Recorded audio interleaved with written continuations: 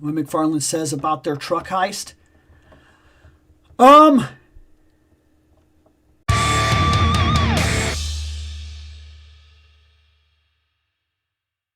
So here's the thing. I've worked in logistics for a long time. I mean a long time. It is possible that his trailer was stolen. It is also possible that his trailer is misplaced. Excuse me. I've done this for a very long time. A very long time. I have like 20 years in logistics. And it is in my experience that sometimes when a trailer is on a route, it may reach the destination that it's going to. Usually a destination warehouse that's going to pack it into routes.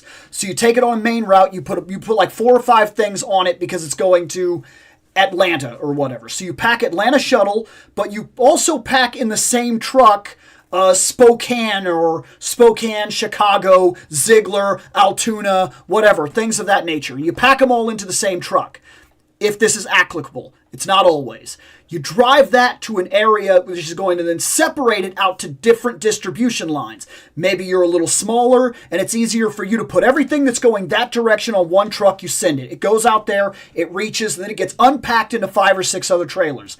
But you get there, and every bay is taken because they're behind. They don't have the workforce or something's going on. And for some reason, you cannot put that truck directly into bay. You get there and you're told, I'm sorry, you're just going to have to drop the trailer off. You drop it off in the yard. When you drop that trailer off in the yard, a sorter is supposed to come and basically mark the trailer. Sometimes trailers get lost in those yards and they can sit there for a real amount of time, and you don't know what's happened to them. We have MUF all the time in logistics. That's material unaccounted for. And what happens is you can misplace a trailer, and a trailer can be out in your yard or your bay, and depending on how big your facility is, by the time you catch up, say you're 200 trailers behind, which is very possible in the kind of places that I've worked. I've been 200 trailers behind and had trailers that we were still behind on when we started reaching the 300 point of trailers that we didn't have. Those trailers weren't even in our facility anymore. We had to move them to create yard space. We bought space at the airport in an unused runway and parked the trailers there like 100 deep. And then when we finished and caught up a bunch of this stuff, then we went to see what that was. And we got all that stuff and started bringing those in. And there were orders in those trucks that by that time were so old that the orders had been canceled and the materials were unaccounted for. And they were stuff that may have been marked as an E-tag that we were like, we don't know where this is. This never came to our facility. You'll have to order it again, order it from a different vendor or so on and so forth. And you're just like, I'm sorry, that's the way that is. There's nothing we can do about it. We don't know where it is. You're talking about hundreds and hundreds and hundreds and hundreds and thousands of parts. And depending on what kind of business you're working in, and toys, that's very small parts, to be fair. This would have its own number as opposed to this would have its own number in terms of what the product labeling is. Maybe this is a 1475 and maybe this is a 29731 US. And then what you do is you then, of course, inbound that material and put it into your warehouse. Well, if the trailer never came in, you don't know where it is. And if they start calling for it and you don't know what to do with it, you have E-tags because they ship and they ship in like 2 days. You have 2 choices. Go look for the trailer or count it as material unaccounted for and cut your losses and keep your business moving. You take a hit, but all these other 60 trailers are coming in and we're moving that material out. And when we find that, we find that. And this is actually what happens when you see things like overstock, where all of a sudden like a toy store will buy like a trailer that's been left in a yard for a while and maybe you don't even 100% know what's in that trailer and it's all overstock material that now Target is like, I just need to get rid of it. I have 2 trailers somebody wants to buy them, and then somebody buys it and it becomes overstock material and it goes on their shelves at like a very reduced level. That's often where a lot of that kind of stuff comes from, is trailers that simply either needed to be liquidated or got lost, and then you didn't know where to find it, and then you did find it. And that's how stuff like that would end up at things like Big Lots and stuff like that, is like stuff where you'd say, this was supposedly and only this way you could get it, and it's never supposed to be in retail ever. How did it end up here? Well, it's because it got lost, then it got liquidated, then it was on a trailer, then it got bought as an overstock, and then it wound up in somebody's area, even though it was never supposed to be in retail, and now you can buy it on their shelf, and you wonder, how did that happen? That's how that happens. So it's possible that his trailer was stolen. It's also possible that whatever shipping network he was using lost a trailer. And then, when he started asking questions, they went looking for it. And then, maybe they're so backed up, because right now, you have to understand, guys, and we're not going to get political here. I don't want any of that, but I'll tell you a simple fact. When the tariffs were first talked about, logistics, the kind of business I work in, skyrocketed. I'm talking by the thousands of orders.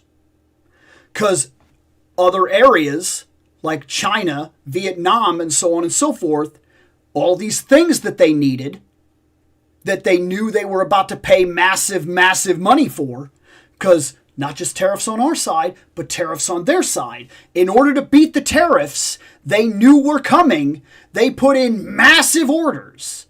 And our businesses skyrocketed. I mean, they went up with so much work you can't even do it.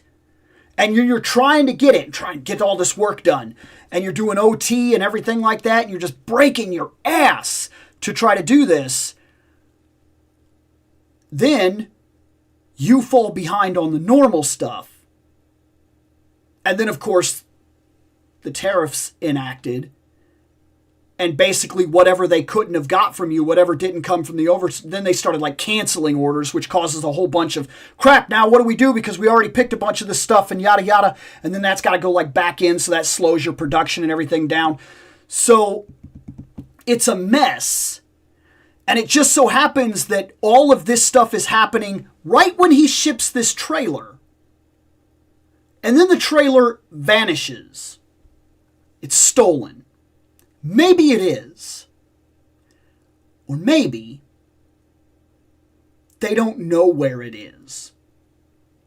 And it's going to be a while before it shows up.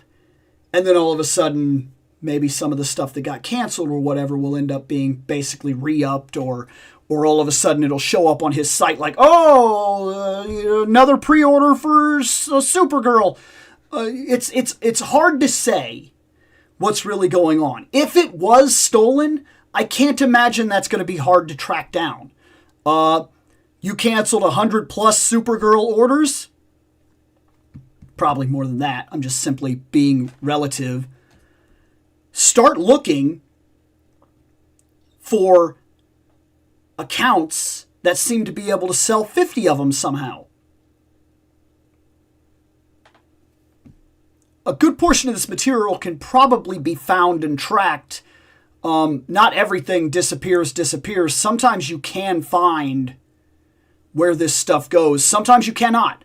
But yeah, that's I've done this long enough that I have a lot of knowledge inside of how these, like the shipping and stuff actually works.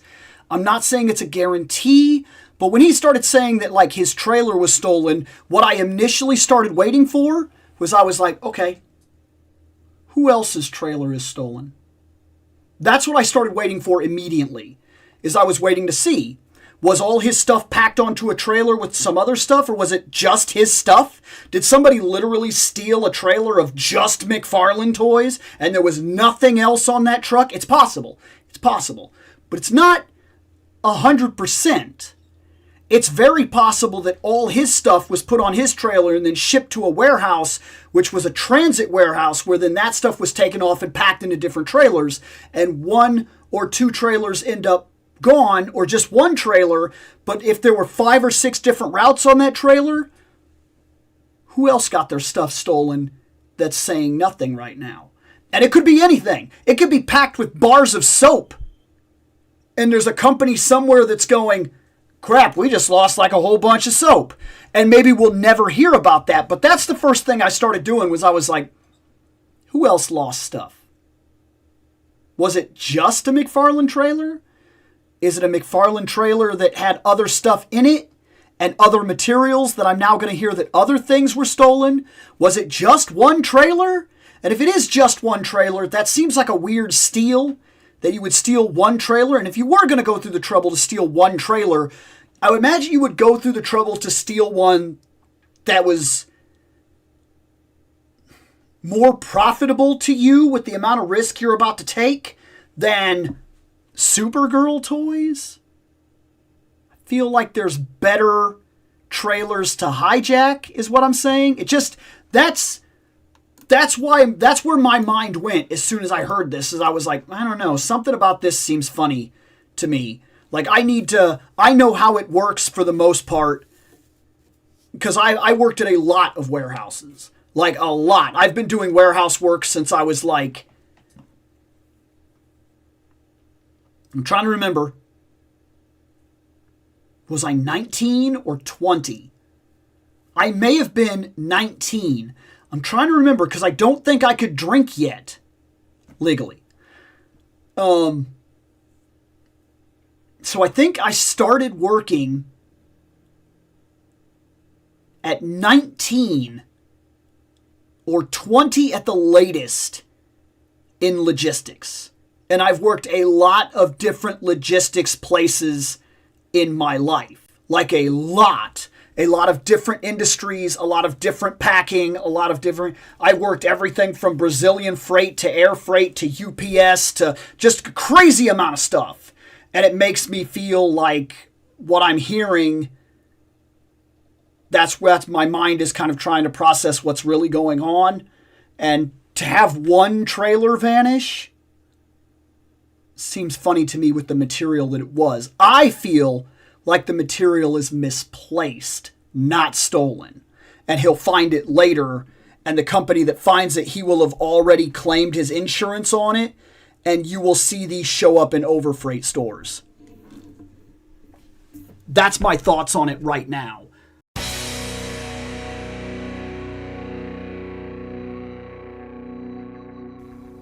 I have spoken. Take what you will from it.